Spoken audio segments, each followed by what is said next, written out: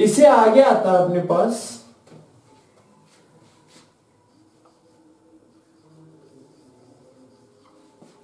Nuclear reaction, नाभिकीय अभिक्रिया। Nuclear reaction, नाभिकीय अभिक्रिया।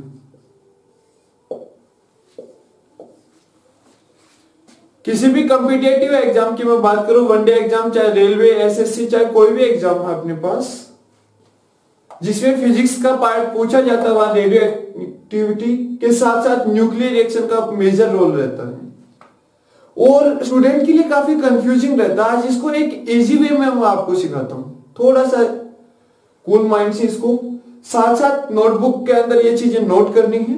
तो देखिए, कोई भी एक रिएक्शन होगा, उसमें क्या होगा, ए बी दोनों जुड़ के क्या बना देंगे, ए बी, या फिर ए बी टूटकर किसमें, ए प्लस बी। कहने का मतलब क्या है कि छोटे छोटे न्यूक्लियस जुड़ के एक बड़े न्यूक्लियस का निर्माण कर रहे हैं और एक बड़ा न्यूक्लियस टूटकर अपने से छोटे पार्ट में बट जा रहा है। अब देखो, इसको बोलते हैं कि यहां पे हो क्या रहा है, जुड़ना। जुड़ना अगर कहें हम, इसे हम संलयन या संगलन का नाम दे सकते हैं। रिएक्शन कैसी, नाभिकीय, तो संलयन भी कैसा होगा, नाभिकीय संलयन। इंग्लिश में अगर मैं बात करूं तो यह हो जाएगा अपने पास न्यूक्लियर फ्यूजन। इधर अगर बात की जाए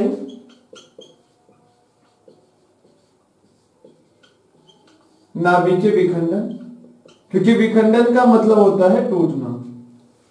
इंग्लिश में अगर बात की जाए तो न्यूक्लियर फ्यूजन। अब सबसे पहला पार्ट की स्टूडेंट को फ्यूजन और फ्यूजन में, क्योंकि इंग्लिश मीडियम स्टूडेंट है वो सिर्फ इंग्लिश मीडियम नाम के हैं, तो फ्यूजन और फ्यूजन में डाउट कैसे क्लियर करें हम। एक में यू है और एक में आई है। अगर हमेशा आपके मन में रहेगा कि ये मेरा है, ये मेरा है, ये मेरा है, आई की भावना होगी तो क्या होंगे, एक दूसरे से जुदा हो जाएंगे।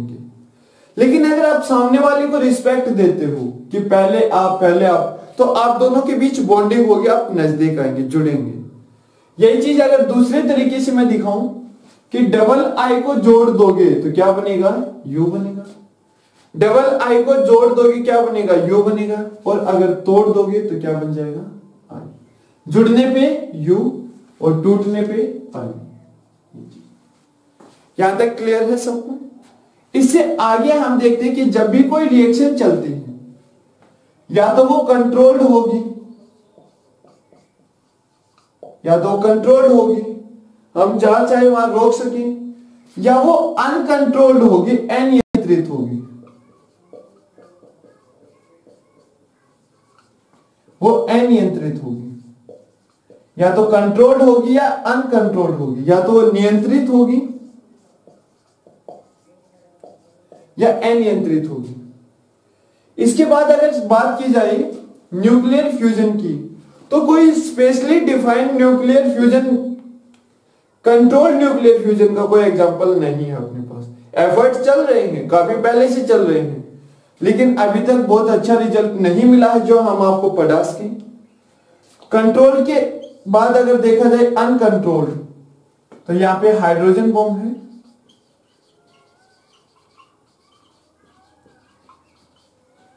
सन के अंदर, स्टार्स के अंदर जो हीट है, जो लाइट है, वो किस प्रोसेस के कारण है, वो है अनियंत्रित नाभिकीय संलयन, अनकंट्रोल्ड न्यूक्लियर फ्यूजन।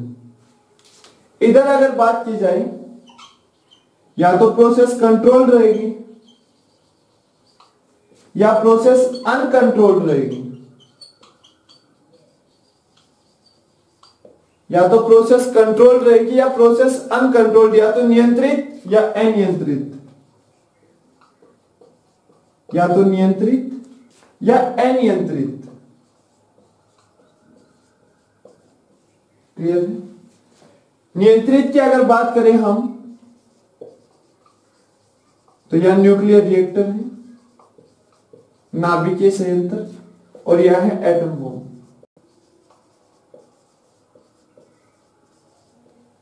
अब मन में एक सवाल आता है कि सर अगर ये ऐसे ही याद करने थे तो हम बुक से याद कर लेते, फिर आपके पढ़ाने का, आपके वीडियोस देखने का हमें क्या एडवांटेज होगा, हमें क्या फायदा।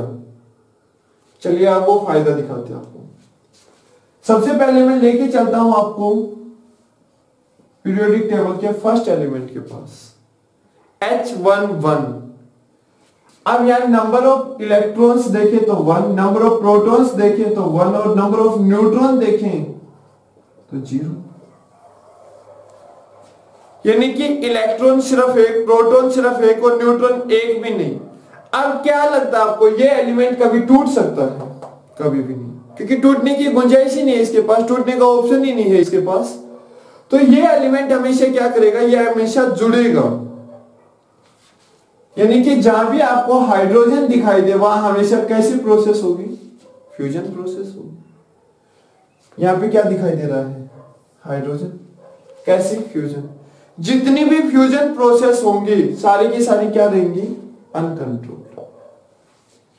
एग्जामिनर के पास कितने ऑप्शन, 4, 1, 2, 3 और 4 पूछने के लिए। 4 में से एक प्रोसेस पहले खत्म, बचे कितने ऑप्शन, 3। 3 में से जहां भी हाइड्रोजन दिखाई दे, यहां पे तो दिखाई दे सर सन और स्टार में, सन और स्टार में 4-4 का पेयर चलता है, इस तरह से सीक्वेंस चलता रहता है और हाइड्रोजन जुड़ के हीलियम बनाता है। यहां भी हाइड्रोजन दिखाई दे रहा है, तो जहां भी हाइड्रोजन दिखाई दे वहां फ्यूजन, और जहां फ्यूजन होगा वो 100% श्योर कैसा है, अनकंट्रोल्ड। यहां तक चीजें क्लियर है सबको? सर आप बचे 2 ऑप्शन। तो जर्मनी और स्पेन अपने देश के न्यूक्लियर रिएक्टर्स को बंद करने में लगे हुए हैं और बहुत जल्द मान के चलिए कि 2021-22 तक वो अपने देश के सारे रिएक्टर बंद कर देंगे। तो रिएक्टर बंद कर देंगे मतलब ये प्रोसेस वो काबू कर सकते हैं, तो ये कंट्रोल। वही अगर बात की जाए 6 अगस्त 1945 और 9 अगस्त 1945 हिरोशिमा और नागासाकी की मैं बात कर रहा हूं, तो उसके बाद से द्वितीय विश्व युद्ध तो रुक गया, लेकिन जो एटम बम, परमाणु बम था उसका असर आज तक भी देखने को मिल रहा है आपको, उसका असर आज तक देखने को मिल रहा। और सबने मिलकर कोशिश भी की होगी कि उसका जो साइड इफेक्ट है उसको दूर करने की कोशिश भी की होगी, लेकिन नहीं कर पाए। तो ये वाली जो प्रोसेस है एटम बम के अंदर, ये uncontrolled, nuclear reactor control. Hydrogen जहां दिखाई दे वहां फ्यूजन, और जितना भी फ्यूजन होगा वो अनकंट्रोल्ड। होप अब आपको ये चीजें याद रखने में आसानी होगी। अब थोड़ा डिटेल में पढ़ते हैं इन चीजों को।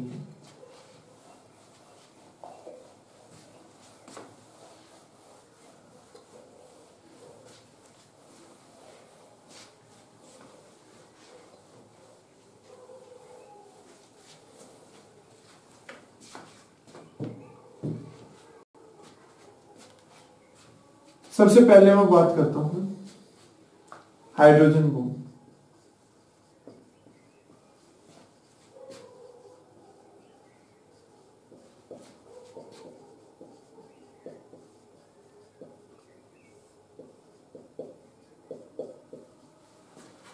हाइड्रोजन बम डिस्कवरी किसने की? डिस्कवरी की है एडवर्ड टेलर ने, खोज की है एडवर्ड टेलर ने।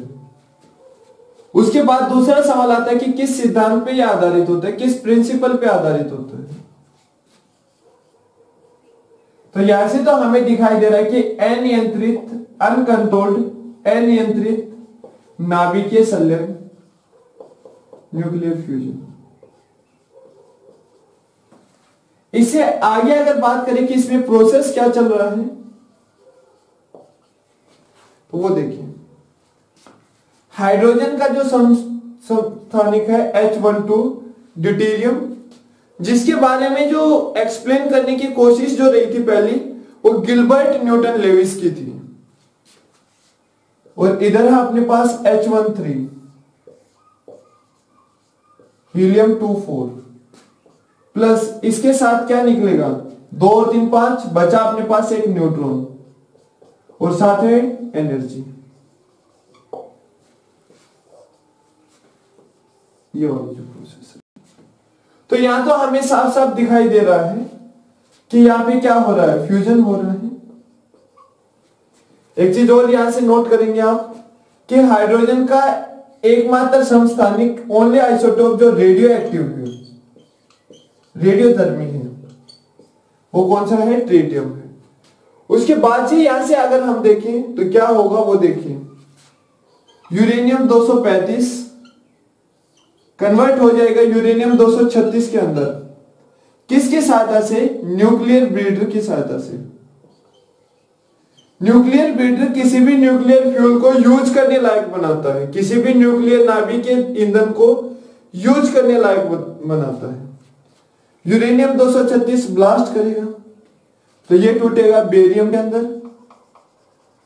और ये टूटेगा क्रिप्टोन के अंदर। बेरियम की अगर मैं बात करूं तो 56 141 और क्रिप्टोन की अगर मैं बात करूं तो यहां से आएगा अपने पास 36 92। साथ में बचेंगे अपने पास न्यूट्रॉन्स और एनर्जी। अब ये जो एनर्जी यहां हमें मिल रही है इसका हम यूज कर रहे हैं, यहां पे इसका यूज करें हम ड्यूटेरियम और ट्रिटियम को H12 और H13 को 10 की पावर 6 केल्विन से ज्यादा तापमान देने की, ताकि ये एक्टिव स्टेट में आ सके और उसके बाद क्या करें, फ्यूजन करें। ये वाला जो प्रोसेस है ऑलमोस्ट यही प्रोसेस यूज किया जाता है एटम बम में।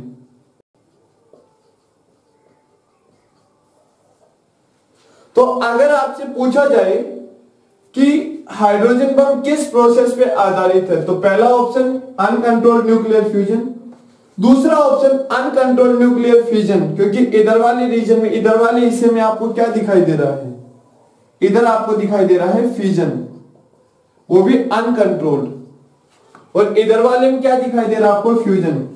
तो संलयन और विखंडन, और ऑप्शन में अगर बोथ दे रखा तो आंसर हम उस केस में टिक करेंगे बोथ। ध्यान रखिए इस चीज का, क्योंकि बोथ के केस में वो दोनों पार्ट जानना चाह रहा है, और अगर अकेला फ्यूजन है, बोथ का ऑप्शन नहीं दे रखा, तो वो सिर्फ ये पार्ट जानना चाह रहा है। एक बार इसको ध्यान से,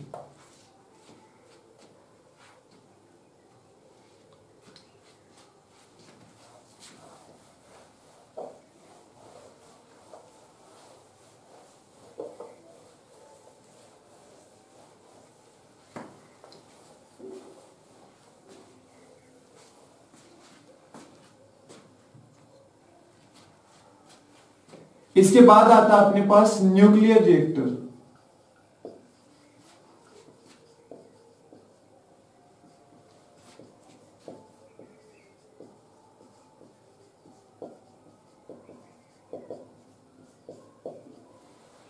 न्यूक्लियर रिएक्टर नाभिकीय संयंत्र। सबसे पहले हम देखते हैं कि इसकी डिस्कवरी किसने की है। इसकी डिस्कवरी की है इटालियन साइंटिस्ट एनरिको फर्मी ने। उसके बाद किस प्रिंसिपल पे ये काम करेगा, किस सिद्धांत पे ये काम करता है, प्रिंसिपल यानी कि सिद्धांत। तो सिद्धांत अपने पास कंट्रोल्ड, क्योंकि इसे हम नियंत्रित कर सकते हैं, तो कंट्रोल्ड न्यूक्लियर फ्यूजन, नियंत्रित नाभिकीय संलयन। हम न्यूक्लियर रिएक्टर का यूज क्यों करते हैं, तो टू कन्वर्ट, परिवर्तन करने के लिए nuclear energy into, nuclear energy into किसके अंदर, इलेक्ट्रिकल एनर्जी।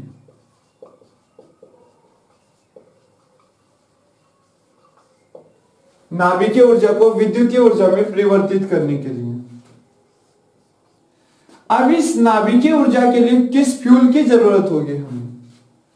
फ्यूल की अगर बात करें तो यहां से अपने पास ऑप्शन है यूरेनियम, थोरियम, प्लूटोनियम। ठीक है, ये फ्यूल हम यूज कर सकते हैं। तो उससे आगे अगर देखा जाए, आपसे पूछे कि बेस्ट फ्यूल कौन सा है, तो बेस्ट रहता है यूरेनियम 235। 92-235। जो डेवलप्ड कंट्री है जैसे यूके हो गया, यूएसए हो गया, उनके अंदर यूरेनियम का यूज है। इंडिया के अंदर कौन सा न्यूक्लियर फ्यूल सबसे ज्यादा पाया जाता है? तो आंसर होगा थ्योरियम। वैसे थ्योरियम को यूरेनियम की तुलना में ज्यादा प्रेफर क्यों करते हैं? क्योंकि इसका जो वेस्ट प्रोडक्ट बचेगा, रेजिड्यू बचेगा अपने पास, वो लेस हार्मफुल है अपने पास यूरेनियम की तुलना में थ्योरियम की बात करें तो। उसके बाद है प्लूटोनियम अपने पास 239। अब इसका जो फाउंडेशन है, इसका जो स्ट्रक्चर तैयार किया गया है, पूरा जो रिएक्टर तैयार किया गया है, किस धातु की सहायता से किया गया है? किस मेटल धातु की सहायता से किया गया है? तो आंसर होगा जिरकोनियम। उसके बाद रेडिएशन का असर बाहर तक ना जाए तो इसलिए उसको सराउंडिंग को, उसको पूरे को ढका गया है किसकी सहायता से?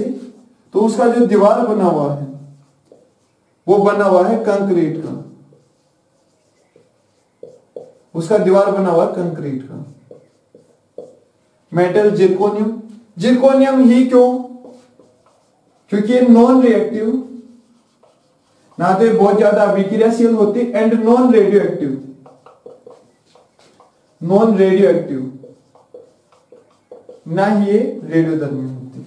ये वाला क्वेश्चन कई बार पूछा जा चुका है कि दी गई जो मेटल्स है, सब्सटेंस है, उनमें से कौन सा रेडियो एक्टिव नहीं है? तो आंसर होगा जिरकोनियम वहां पे।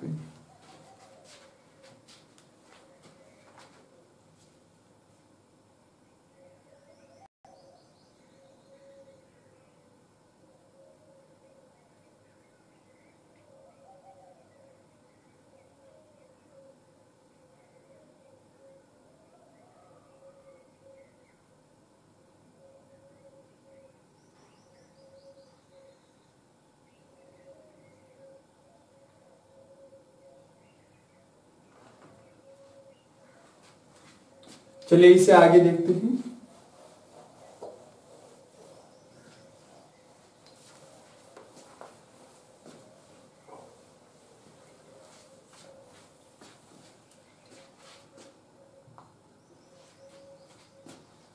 इससे आगे अगर बात की जाए, क्वेश्चन बनता है फर्स्ट इंडियन न्यूक्लियर रिएक्टर से।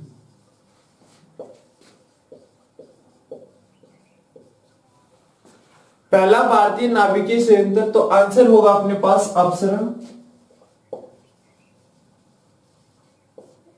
आंसर होगा अपने पास अप्सरा। कुछ चीजें जानिए अप्सरा से रिलेटेड। 1956 में तैयार हो गया था, वर्किंग स्टार्ट की थी इसने 1957 में।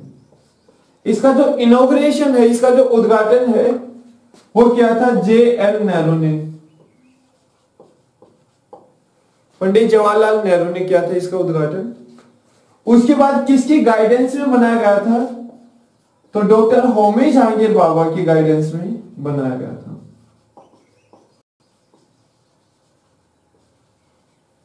किसने इसको बना के तैयार किया था? तो बाबा